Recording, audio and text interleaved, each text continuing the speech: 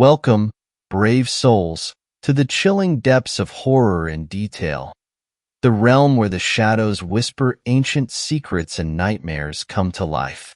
I am your guide through the darkness, and on this channel, we delve into the spine-chilling world of Wendigo horror stories that will send shivers down your spine. First story. The Wendigo. It was their own fault. Everyone knows that you don't go camping on a reservation. There were 4 of them in the beginning, all of them males. They looked young. They were probably hoping for one last hurrah before heading off to college.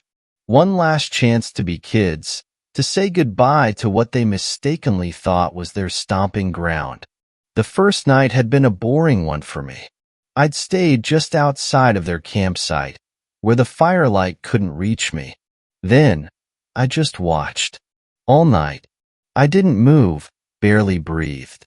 The horns on my head were lost in the branches of the trees, and the deer hide around my waist were covered in burrs and thorns. The second night was more interesting. After the fire was all but glowing coals, and the campers had curled up in their sleeping bags, I strode into camp. My footsteps were quiet. They always were. Because of the mild night, all 4 were sleeping outside. One in particular caught my eye. There was nothing physically unusual about him. Dirty blonde, mild tan, maybe 6 feet tall. But I could tell that he was a perfect candidate. So I leaned in to whisper to him. My voice was soft, but powerful. He heard them whether he was awake or not. Then things went bad. One of the campers woke up, and he wasn't thrilled to find me in their campsite. He shouted, warning his friends. Monster. Abomination. Wendigo. I left. Quickly. I'm not one for company, you could say. I prefer the quiet places. Solitude. But it didn't matter. It was done. The next day, I resumed my watching. In their haste to flee the reservation, and particularly to flee me, they'd become lost. At night, while I crouched in the underbrush, I could hear them arguing with each other. But I kept a careful eye on the one I'd whispered to. He was my favorite, after all. The 4th day was the most interesting. It was what I most looked forward to, and I almost missed it. I found my hiding place just before it started. The camper, my favorite, the one I whispered to, was amazing. The way he used the axe made it seem like an art form. It was beautiful. It was bloody. Foul-smelling saliva dripped out of my maw, leaving slimy trails down my front. The smell of the meat, that wonderful meat, cooking was even better. I wanted to stay there, watching and smelling, forever, but I couldn't.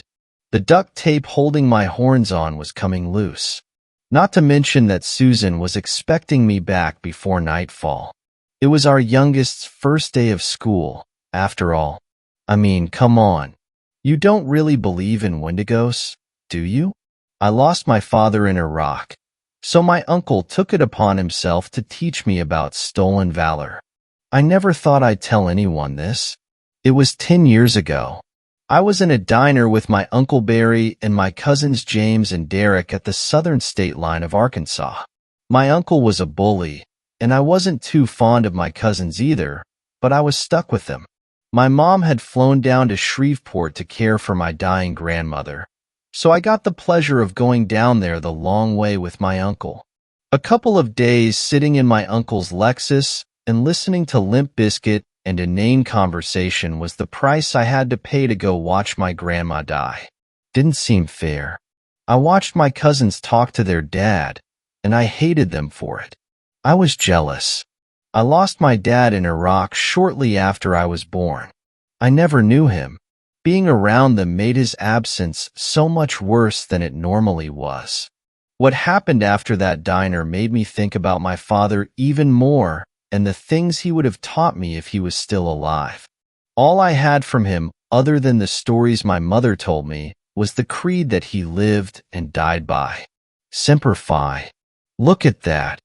What? The counter. My uncle and my cousins were staring at a little guy who was wearing a dirty Marine's uniform, standing at the counter of the diner. He couldn't have been more than 20. You gotta be kidding me. He's even got a bunch of damn medals pinned on him. All three of them were staring at the young kid with looks of disgust. What's the big deal? I honestly had no idea. My cousin's eyes went wide like they were trying to get me to shut up. My uncle exhaled and glowered at me. You think he's actually in the military? You think he earned those medals or that uniform? That belongs to someone else. Someone who earned it. Maybe it belongs to his dad or something. My uncle narrowed his eyes. One of my cousins smacked me in the back of the head. It didn't hurt. It was just meant to make me feel weak and submit. Surrounded by the three of them at that table, it did the job. We watched the kid in the uniform grab a couple of bags from the woman behind the counter with his dirty white gloves. He was reaching for his wallet to pay for whatever was inside, but she waved him off and told him that it was on the house. Anything for a man in uniform. The woman laughed. My uncle was shifting in his seat, like he wanted to get up and beat the hell out of the kid as he walked out of the diner. Stolen valor. It was the first time I had heard that phrase. As my uncle went on and explained it, I couldn't help but think of stories that my mother had told me about my uncle. He hated my father, and the feeling was mutual. He thought he was an idiot for signing up and a failure for not coming back to my mother. My uncle had never served in the military. He was a lawyer. Derek was almost 19 and James was almost out of high school, and I had never heard either of them express any interest in going to the military. It was weird how all three of them spent the rest of our meal bitching about some kid that they didn't even know wearing a uniform that they never had any interest in wearing themselves. My uncle told us to go to the car and wait while he took care of the bill. After a few minutes, I watched him do a half-assed run out of the diner toward the car, and when he got in, he was laughing. He sped out of the parking lot and turned down one of those windy roads. If she's not going to make that kid pay, then why should we? My cousin started laughing. I didn't say anything. I was the smallest guy in the car and the youngest at almost 12. I'd fallen prey to having the shit beaten out of me by my cousins before, and it was still a long way to Shreveport. About a couple of miles away from the diner, my uncle saw the kid again in his headlights, walking down the side of the road. My uncle flew past the kid and honked his horn while he did it. The kid jumped, and both bags that he was carrying fell to the gravel shoulder under his feet. My uncle slammed on the brakes, and he looked at the three of us. No, I can't do this. Not in front of you guys. Sometimes, you've got to stand up for what you believe in, no matter the cost. That's what men do. He looked at me. I'm not going to let people like that disrespect people like your father and his sacrifice. With him gone, someone has to be an example for you. I wanted to scream at him that he didn't even like my dad, but I didn't. I was scared. He turned the car around and drove back toward the kid. He was on the side of the road picking up his bags when my uncle drove up. Uncle Barry put his shiny car in park. Come on, boys. We all got out of the car. Fireflies were buzzing around like mad on a light breeze in the dying light. I watched my uncle roll up his sleeves while he walked up to the poor kid, who was obviously terrified. He was swimming in a uniform that was too big for him, and that hat was pushing down on his ears, making them stick out straight under the weight of it. The legs of his pants were bunched up and rolled around his ankles. I couldn't stop staring at his dirty white gloves that had 2 holes on the knuckles. Just out for a walk tonight, Sergeant?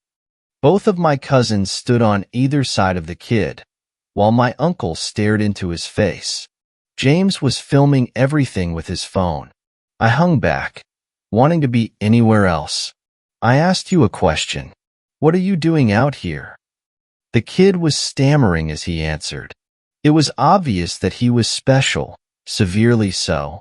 His voice was broken and the cadence was off. It was like blood in the water to someone like my uncle. I'm taking dinner back home to my mom, sir.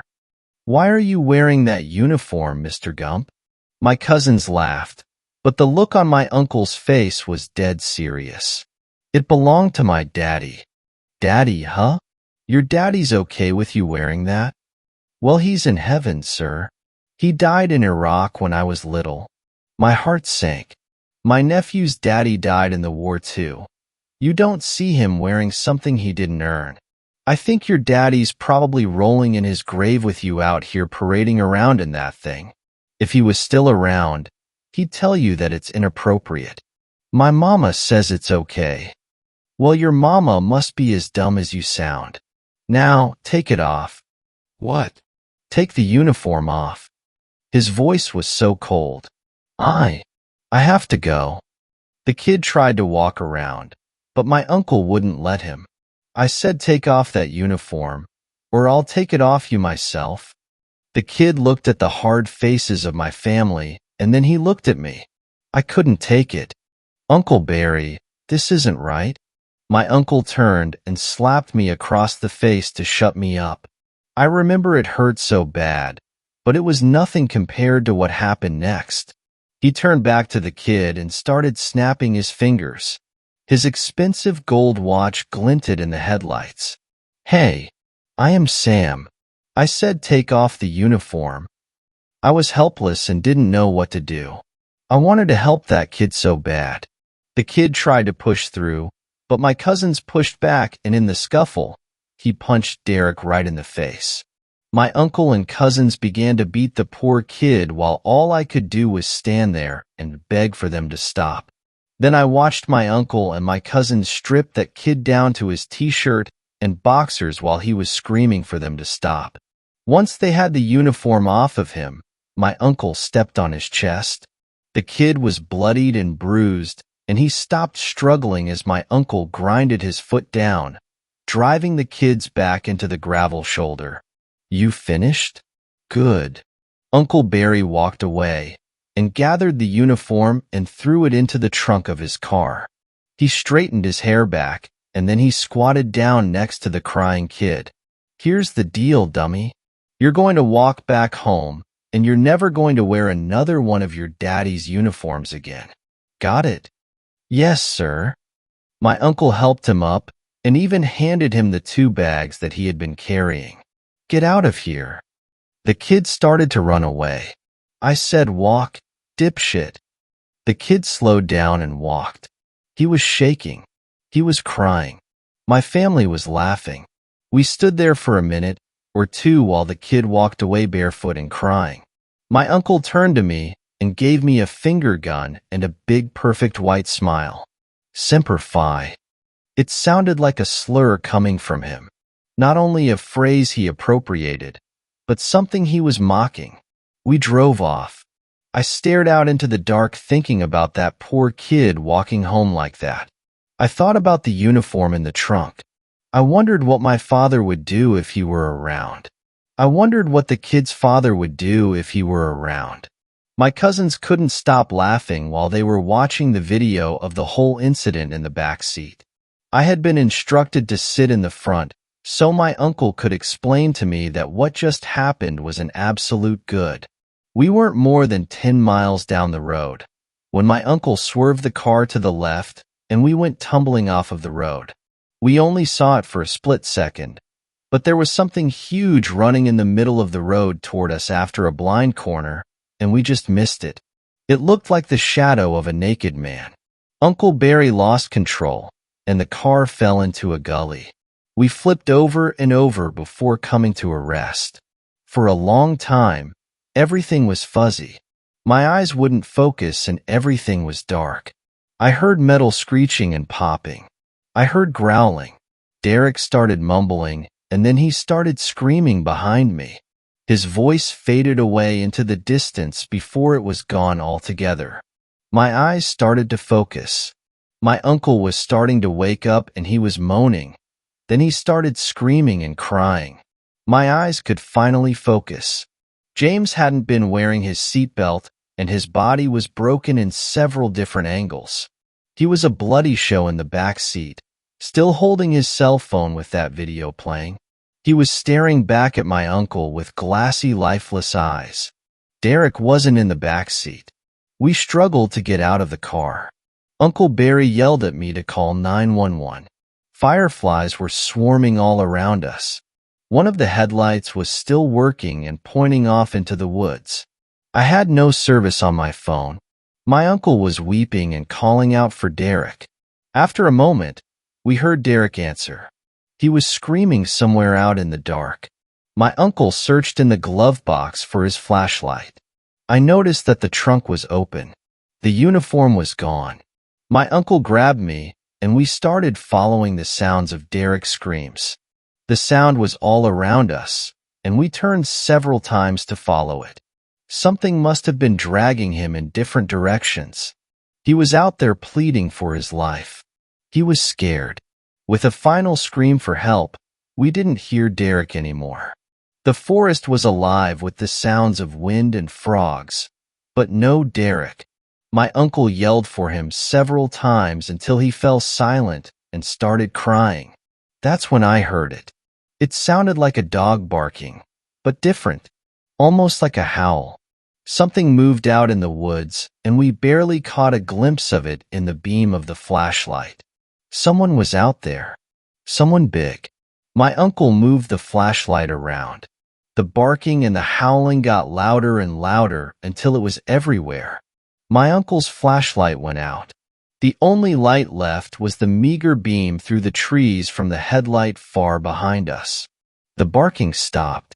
For a moment it was silent. A tall shadow was in front of us. I thought it was a thick tree trunk at first, but then it moved. A huge man in the dark. He was growling at us. I saw two bloody white gloves. One held an arm that had been torn from the socket, and the other held a blade. Before I could even turn around to run, my uncle had pushed me forward as a sacrifice, and as I hit the ground with my face at the feet of the man in the shadows, I could hear my uncle running back towards the car. I was sure I was dead, but when I looked up from the ground, the man in the shadows was gone. I didn't move for a while. I stayed on my knees in the dirt while I heard my uncle making the same noises that my cousin did off in the distance. I didn't move until I heard the sirens off in the distance. I don't know who that was in the woods that night. I don't know if it was the kid's father or mine, or just some naked cook who decided to kill 3 members of my family and spare me. The authorities never found the bodies of my cousins or my uncle. They did find the tattered old uniform folded neatly on the hood of my uncle's car, and scratched in the paint of that shiny Lexus were the words my father lived and died by. The same words that I said to that kid when I gave him his father's uniform back. Third story. There's a hatch in the middle of the woods. It was old, older than God, older than the 100-foot pines that towered above. It looked like a submarine hatch, sitting on a low concrete rise planted firmly in the forest floor. It wore a tight beard of pine needles over a rusted wheel handle with bolts the size of apples. It took both of us to get the handle to turn. Metal groaned in protest, screamed as it shaved away the layer of rust that had welded it shut. Together we pulled the lid open. It was heavy, heavier than a house. Then it split back on its hinge, with a sigh of stale air. Darkness seemed to spill out of the hatchway, like it had been bottled up for eons and was now ready to infect the world. It looked as though a great metal mouth had opened up in the forest floor. A predator's mouth, starving and ready to feed. We peered down. A service ladder of rebar-like rungs descended the dark concrete bore into the great unknown.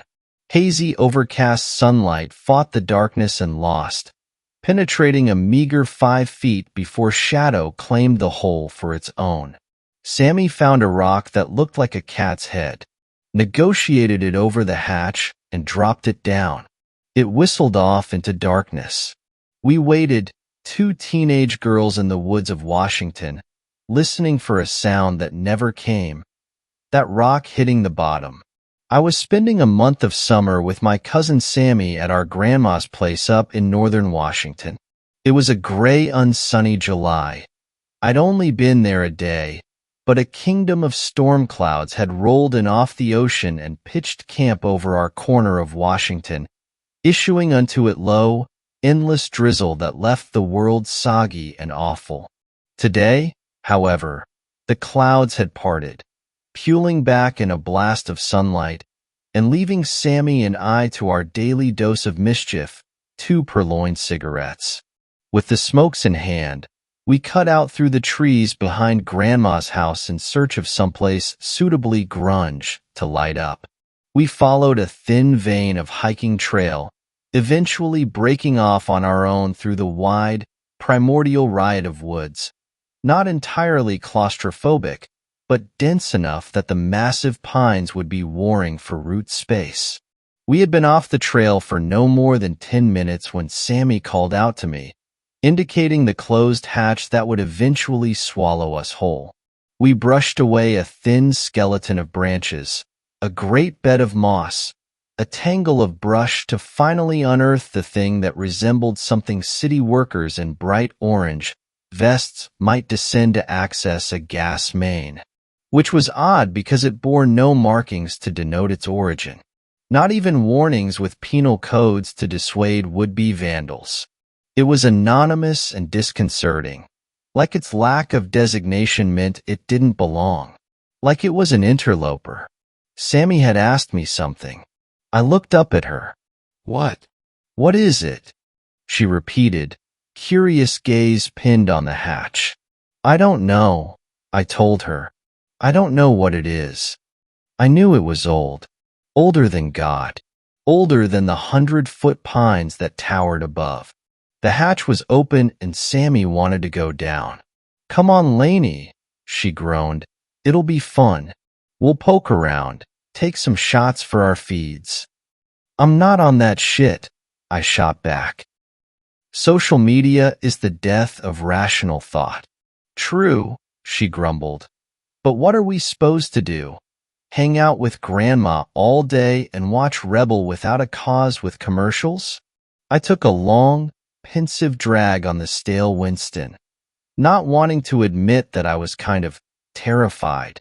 Not only was I worried about the hatch lid slamming on us, trapping us in, but the thought of climbing down that shadowy ladder, of disappearing into the Earth's dark, quiet belly, made me want to vomit. Luckily, I didn't have to make any excuses. It started to rain. "Shit," Sammy hissed as the first spray of drizzle fell in gray sheets. "Help me close it. Don't want it to flood." The rain was a fine mist, nothing more than a sneeze, and I doubted very much if it would flood, but I was more than happy to help her seal off that dark orifice. We did, together, before heading back through the trees, leaving the hatch behind. We were soaked through by the time we made it back to Grandma's. She fixed us plates of hot lasagna, and we all watched James Dean's effortless Cool and Rebel. With the commercials. My grandma's house was not unimpressive. It was a 2-story Victorian rising in a collage of faded red and white from a wide lot of crabgrass, the open property hemmed by a wrought iron fence, all of it seemingly weighed down by 100 years of history. It looked like something out of a Tim Burton movie, a Gothic manor surrounded by woods, a lone raft stranded in a sea of trees. I was staying in my dad's old digs, a mess of ancient band posters and records, breezy punk stuff like the Gun Club and the Wipers. Despite all the vinyl, I was plugged into Spotify and Bowie was wailing Moonage Daydream when Sammy slipped in, face bright with mischief. "Come on," she said in an excited, breathy whisper. "Let's go." It was late, dark and late. I thought she had gone to bed, but she claimed a spot on the edge of my bed, charged with nervous energy. I lost my headphones and shifted to look at her, her eyes wide and excited. "What? Go?" I screwed my face into a confused knot. The thing, the hole in the ground, The mention of the hatch, the mouth, made my skin crawl. What? I said, "No way. It's like midnight." "It's atmospheric," she countered. "It's pitch dark out." "So? We'll vlog it or something. Record it. I dunno, it'll be fun." I groaned, shook my head. "No way." "Then I'll go without you," Sammy huffed. "Into the hole? In the middle of the night?" "Yup. Totally alone. So if I get harzed by subdwelling mutates, it's on you. 'Cause you're the older cousin and all." "Don't be a bitch," I said, feeling my cheeks flare up. She smiled, a dimple forming beside her mouth, clearly amused at having manipulated me into a stalemate of mutually assured destruction. I was caught. Either I go with her and keep her in check, or I let her go alone and something might happen. She was 15, only a year younger than me, but impulsive and brash, and it wouldn't surprise me if she got hurt. I could claim ignorance, but if something happened, I wouldn't be able to live with myself. Despite being just cousins, we had always been close, always been more like sisters than anything else. Sammy could drive me up the wall, but I still loved her, and I could see in her eyes that she wouldn't be swayed. I blew another long sigh, pushed myself off the bed, shrugged on my black windbreaker. "Let's get some flashlights," I said. I prayed for rain I knew wouldn't come. The clouds had burned off in the moonlight, leaving the heavens bright and clear.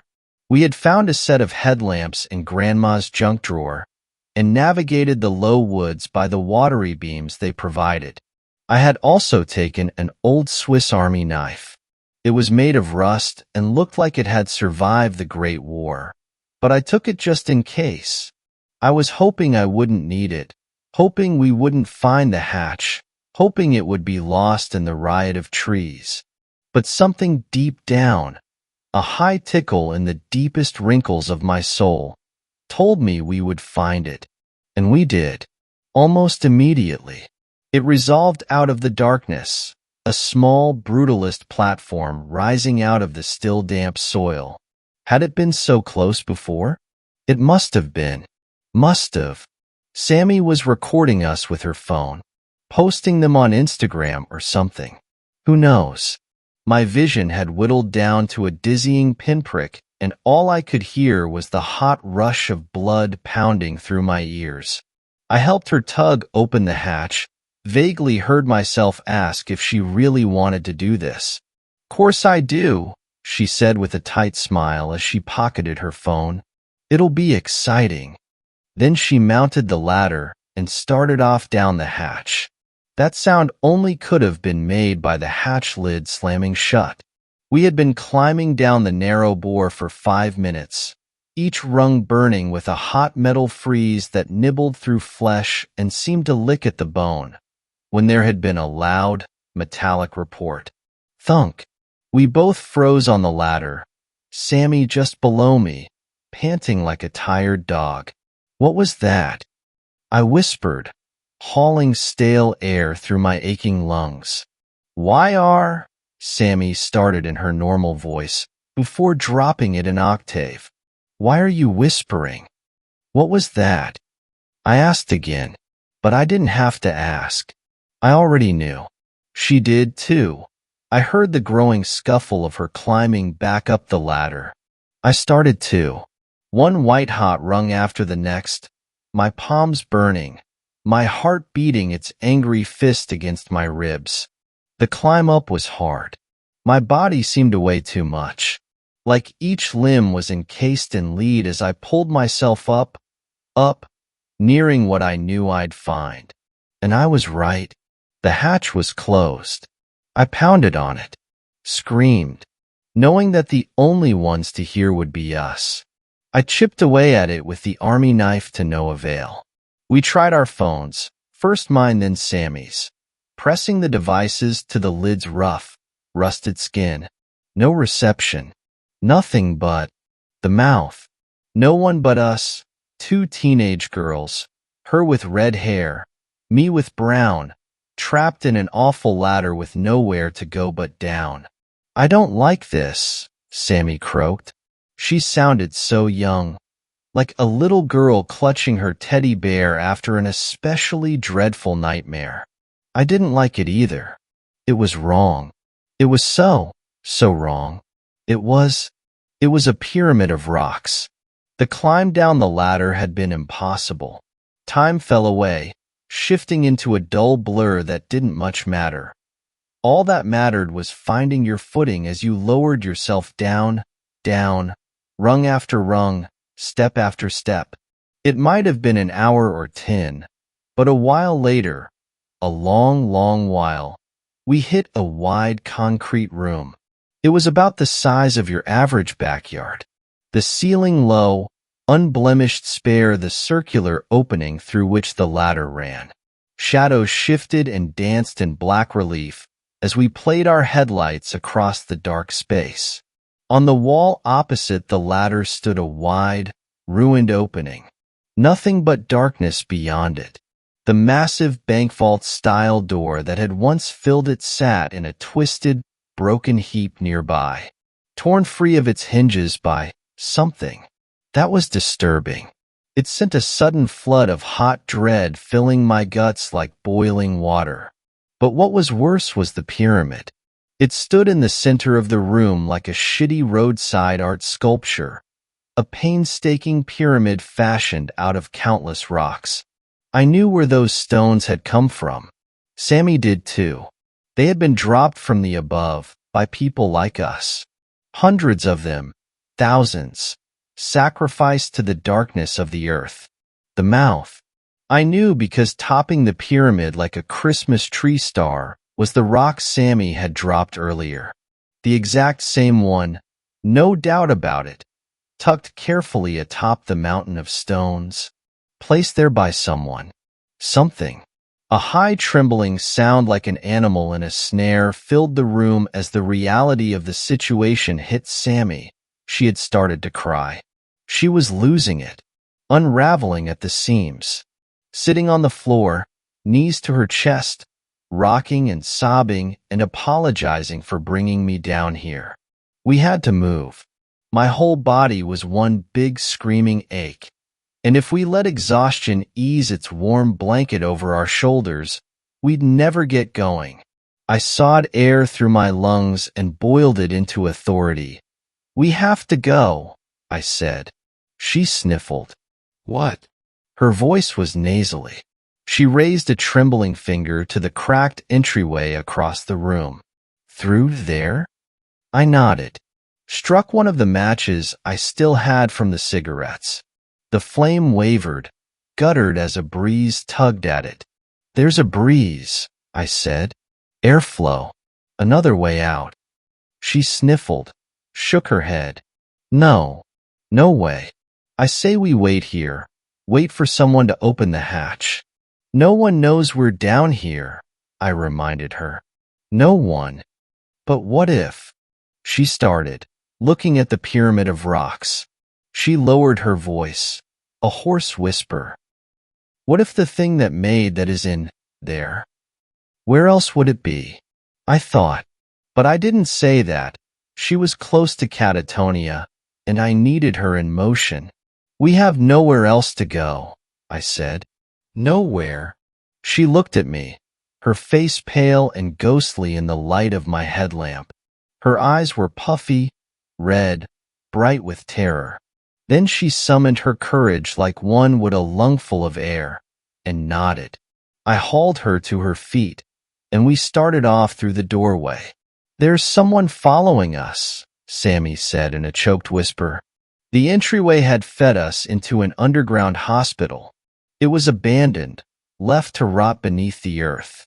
A maze of scarred linoleum hallways, moldering gurneys with thick leather straps, blown-out doorways with padded rooms beyond.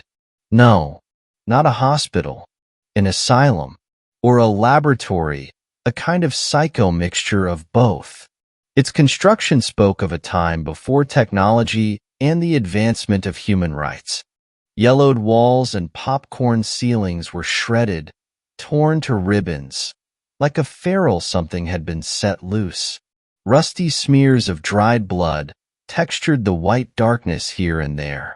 It was awful.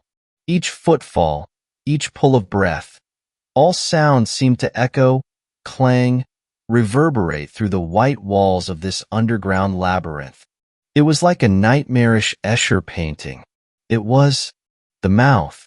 Up until then we had been negotiating slowly, rounding corners, finding more shadow-soaked hallways, passing an overturned reception desk, more padded cells, driven forth by terror and primal survival instinct. Then Sammy had whispered in my ear, her breath hot, her voice hoarse with terror. "There's someone following us." I froze. A cold infection of goosebumps went sprouting up over my body. My lungs were tight, empty of air. My heart was pounding with icy fear. I turned, slowly, not wanting to make a sound, afraid that if I did it might make the someone real. She must have imagined it. There was no one. There was. Then I saw the eyes. Two dull, milky pinpricks hovering just outside the light of our headlamps. They were head level, higher than head level, unblinking, hovering and watching. Eyes. Sammy's body was right up against mine. She was wound up like an over-torqued screw. Terror radiated from her in hot waves. I could feel fear beating through her veins. Ka-thump, ka-thump, ka-thump. The eyes moved so suddenly that both of us screamed. They surged forward without any warning, rushed at us, the thing, the something, the awful subdwelling mutate that would devour our hot intestines while we were still shrieking.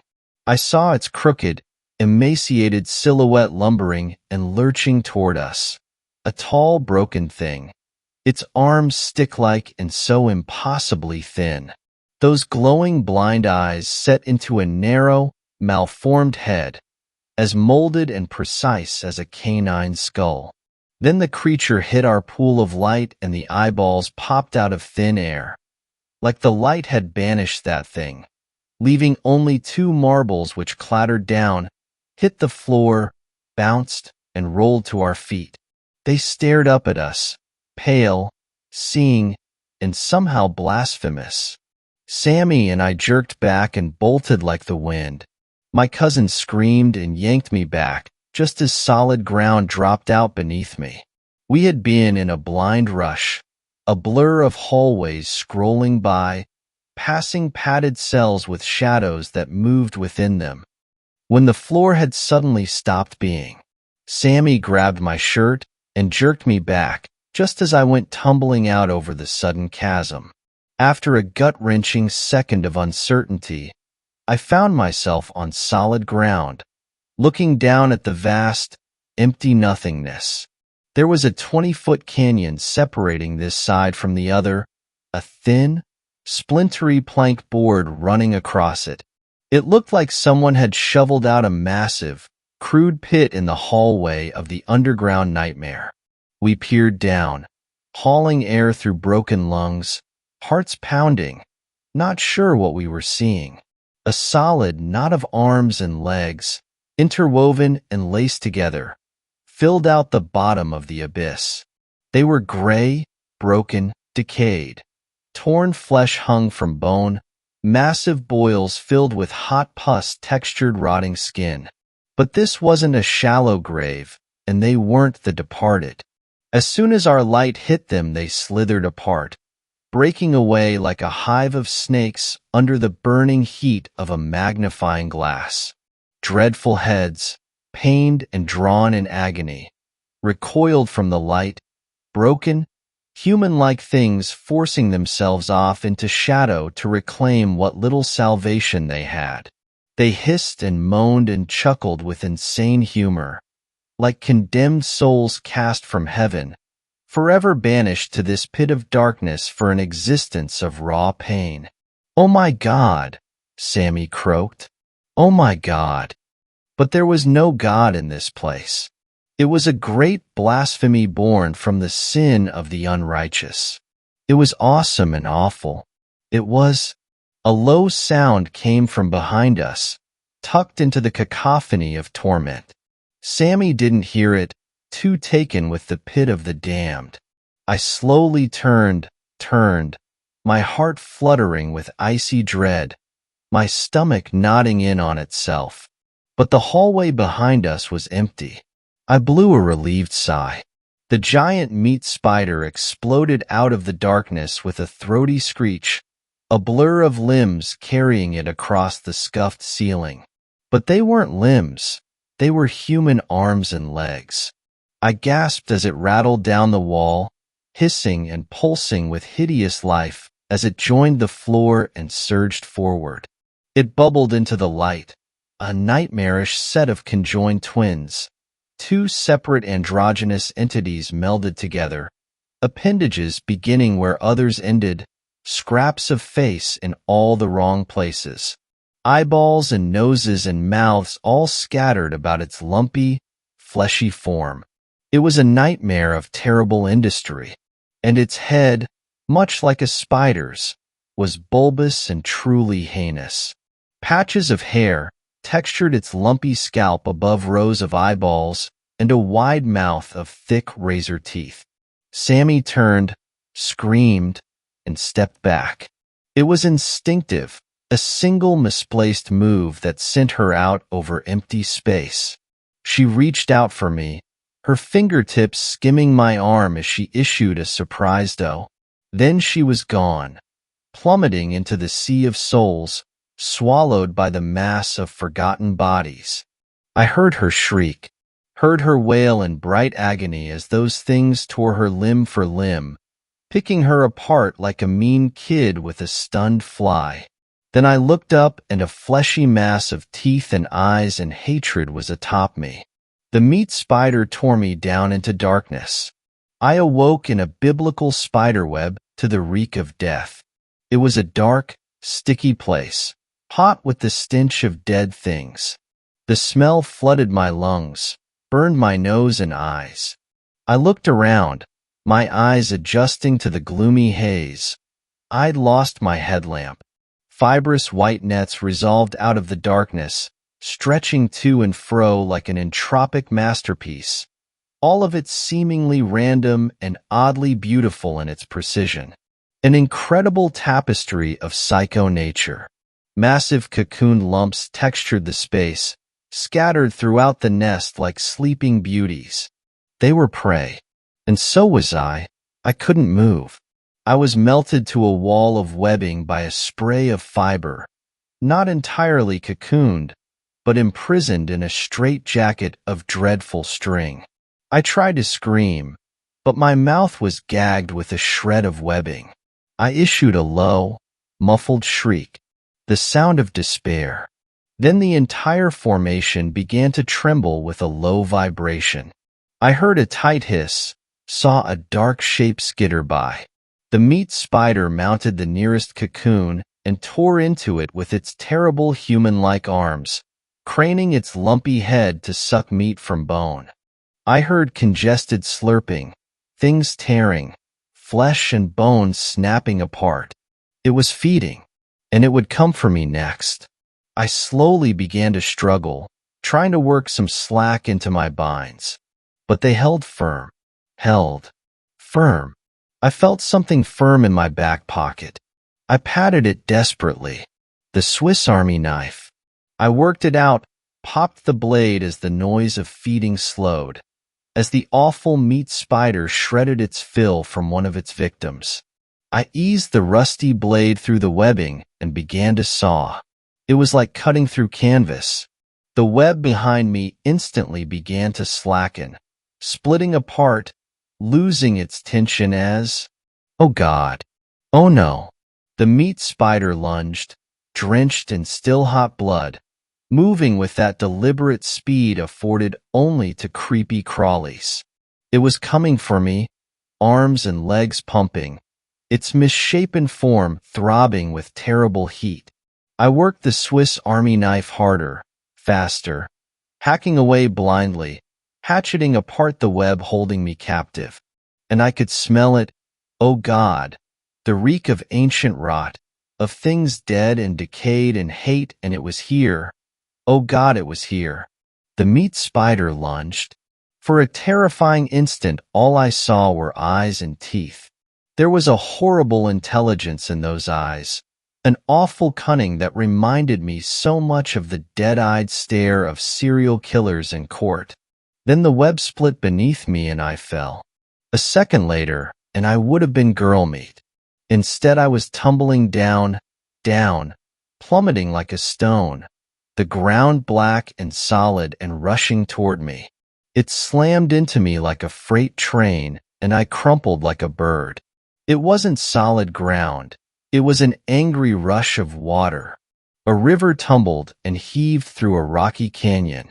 The rapids frothed like a rabid dog, whipping me around like a rag doll in the hands of a brat. I snapped this way and that, barking my arms and legs and brain off lips of rock that seemed to bite out at me. Water that reeked of rotten gasoline and the thousands of dead things it had washed away flooded my mouth, filled my lungs. I choked and fought and tumbled downstream until blackness expanded. I awoke in a drainpipe to the first light of dawn. It painted strange shapes on the curved concrete bore in which I was delivered. I folded over and vomited a warm spray of water.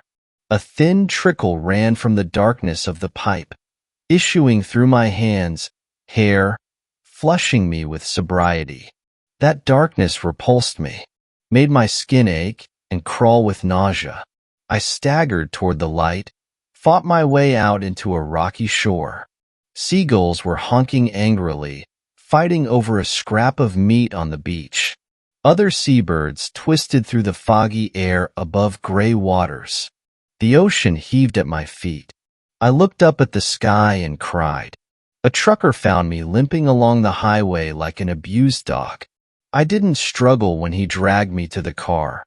I collapsed limply into his arms and let myself be taken. He rushed me to the nearest hospital. I found out I was 80 miles from Grandma's. I'm in a sterile white place now, a hospital that reminds me so much of that underground nightmare of things that should never see the light of day. I started this account hoping it would bring me peace, hoping it would help me come to terms with the trauma I'd faced. It hasn't helped at all. The police are still looking for the hatch, and for Sammy's body. It's been 2 days and they've found neither. I was hoping normality would return, would burn away the nightmares that have haunted me since I've been back. But it hasn't. When I shut my eyes, I see things. Things I'd seen out of the corner of my eyes in those padded rooms. Unspeakable horrors that belong not in this world, but in a place far beyond it. God save them. It's an empty platitude, but it's all I can offer. God save them. Fourth story. A beautiful monster in the woods. As soon as I heard her voice, I froze. She called out again. "Hello, little boy," she said. "Can you help me?" I turned to face her. She was behind me on the forest path, back the way I had just come. How could I not have seen her? Everything about her was pale. Pale white skin, pale blue eyes, and pale blonde hair. Her thin, graceful body was draped in a flowing and sheer, almost translucent white dress. Her eyes caught mine and guided them down to her foot, which I now saw was wedged under a heavy log. "You look like a strong little boy," she said. "I bet you could lift this log up right over your head." She smiled. Her face eased into a mask of kindness, but beneath their shine her pale eyes flickered with a strange coldness. "I'm not supposed to talk to strangers," I said, taking a step back. The woman's smile broadened, but her eyes grew colder, like 2 blue chips of ice. "But you already talked to me," she said. "Just now." "Well, yeah, but—" "And I'm sure your mother would never want you to refuse a lady in need," she continued. "Do you know what chivalry is, David?" Had I told her my name? I must have. "Uh-huh," I said. "It's like holding the door open for ladies." Her eyes sparkled. "Right you are," she said. "Chivalry is helping those in need, especially fair maidens. It's what knights do. Do you know what a knight is?" My face grew hot with anger. "Of course I know what a knight is," I said. "What kind of person doesn't know what a knight is?" I sometimes forgot how stupid grown-ups could be. "Would you like to be a knight, David?" she asked. Her voice had grown hushed and smooth, like the rustle of silk sheets. I suddenly realized that the woman seemed to be growing, the world swaying. No, that wasn't right. I was walking. Why was I walking? I stopped. I seemed to be just out of her reach. For some reason I could not pinpoint, that fact seemed very important to me. "Why are you stopping, David?" the woman asked. Her pale blue eyes flickered for a moment, like a broken fluorescent light, and in that instant they were no longer blue, but solid black, like the eyes of a doll. My stomach dropped. I took a step back. "I really need to go home," I said. Her eyes flickered black again, and then her whole face. Beneath the milk-white skin was something like rough black leather. Thick yellow fluid oozed from cracks in her reptilian skin. Her black eyes were wide and crazed, and her mouth opened in a wide yawn to reveal 2 rows of jagged, razor-sharp teeth. I could feel myself tilting forward, falling into her mouth. My face was blasted by the hot stink of her breath. It smelled like wet earth and rotting leaves. "Don't you want to be a knight?" A voice whispered inside my head. "Just one more step, and you can be my knight forever." My leg felt like it weighed 1,000 pounds, but I managed to lift my foot and take a step backwards. The spell was instantly broken. I tumbled back to the forest floor, and when I looked up, the woman looked like a woman again, but she was no longer smiling. I was shaking as I pushed myself back to my feet. I felt exhausted, but I sprinted all the way home anyway, ignoring the calls of the woman that came from behind me. The next day at school there was an assembly. The principal gave a speech while a serious-faced policeman stood next to him. One of the first graders, Sam Coogan, had disappeared on his way home. The principal urged anyone who knew anything to please come forward. No one spoke. That day, after school, I knew I had to walk the same path. Once my parents heard about Sam Coogan, I knew they would never let me walk home again, and I had to see for myself. I had to make sure. When the log was in sight, I stopped. There was something red poking up from the leaves beside it. Slowly, I walked closer. At first, I couldn't be sure what it was. It looked like maroon confetti, but when I was close enough to get a better look, I saw. It looked like an animal that the wolves had got to, except for one thing. In the middle of the puddle of red was a single child's shoe. I heard a rustle of leaves behind me, and I ran. I ran until my chest was on fire and my legs were rubber, and not once did I look back. 5th story. Wendigo. A new town. Another job.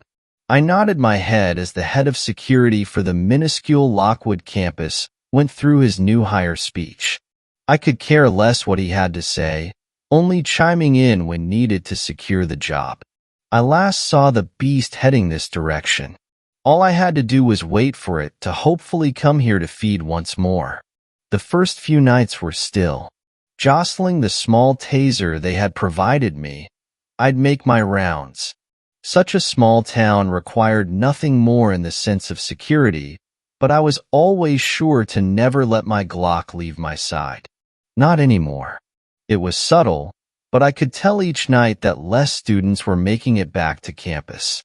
I had only hoped I picked a spot that the Wendigo would be drawn to, one filled with plenty of young, fresh bodies. That's when on my 4th night from my front desk, I could hear screaming down the hall.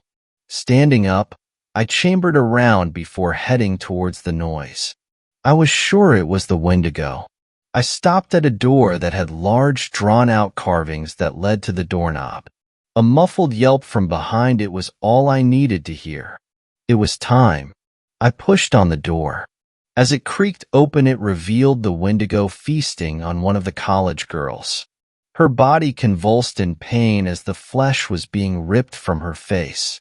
At the sight of me, she attempted to reach out with the rest of energy she could muster. The Wendigo turned its head on a dime, examining me fiercely, clearly enraged at the idea of its meal being interrupted. It watched me further. Its ragged breathing met that of my heartbeat. I squeezed the trigger of the Glock as the sights lined up on his torso. I wasn't quick enough. The bullet had only grazed the beast as it leaped towards me, plunging his hand into my abdomen, curling his fingers around my lower rib cage. It snarled. Flooded with shock, I squeezed the trigger a few more times, this time nailing it in the chest. The Wendigo let out a screech, forcing me to drop my firearm as I was flung against the door.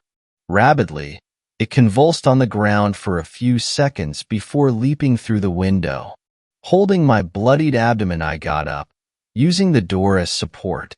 Stepping tenderly around the girl's body, I approached the window. In the distance amongst the tree line, the Wendigo was looking back. It let out one more screech before fading into the darkness of the night. I couldn't help but smirk at how close I had gotten this time.